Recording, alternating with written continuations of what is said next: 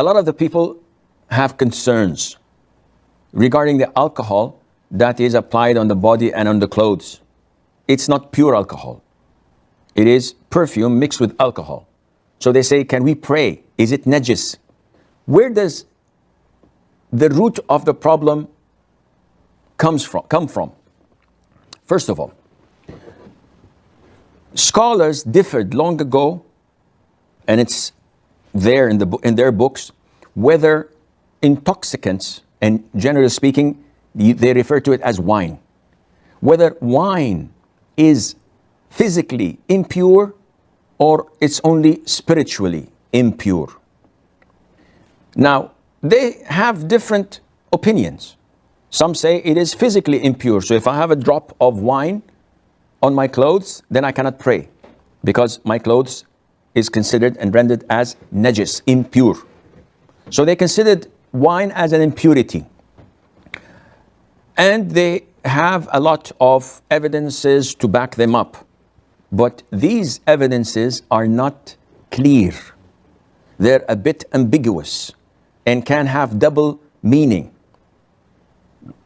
The verse in Surah Al-Ma'idah, إنما الخمر والميسر والأنصاب والأزلام رجس من عمل الشيطان, that verily wine, gambling, the idols, and the lots that they draw to decide what to do and where to go are rijs.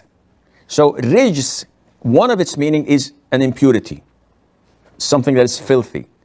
And one of its meaning as well, it can also refer to sinful, something that is bad. And it's from the actions of shaitan. Refrain from it. So those who say that wine is najis, is impure, they refer to this ayah. However, scholars that say it is pure, though it's prohibited, but it is pure, it doesn't affect your purity, they've argued that Allah Azza wa Jal stated that wine and gambling. So is gambling najis in impurity? The answer is no. When we play poker or blackjack or whatever, this is gambling, this is haram. When I buy a lottery ticket, this is gambling, it's haram. But do I have to wash my hands? Do I have to perform wudu? No scholar says that you do.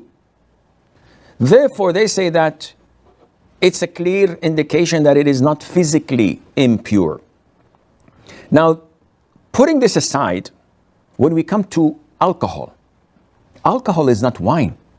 But because it is a component of wine, and it is the main reason for people to get wasted and intoxicated, the later scholars considered it to have the same ruling as wine. And hence, once you mix it up with perfume, is it najis now or not? Let's go back to the books of the old scholars to see whether wine is impure or pure. But realistically, alcohol is not wine. If you drink a glass of pure alcohol, you'll die. Even before you get intoxicated, you simply die.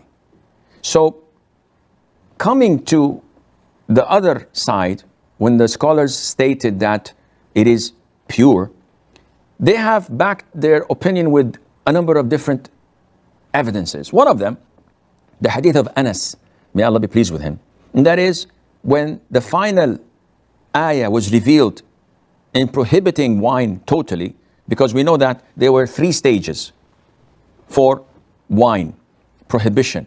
The first one, they ask you about wine and gambling or maisir, and say that there is benefits and there is great sins in it, and the sin far exceeds the benefits.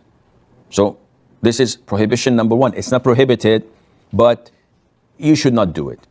And this is the most authentic opinion of scholars, that alcohol, wine is haram. It's totally prohibited to make, to buy, to carry, to serve, let alone to drink.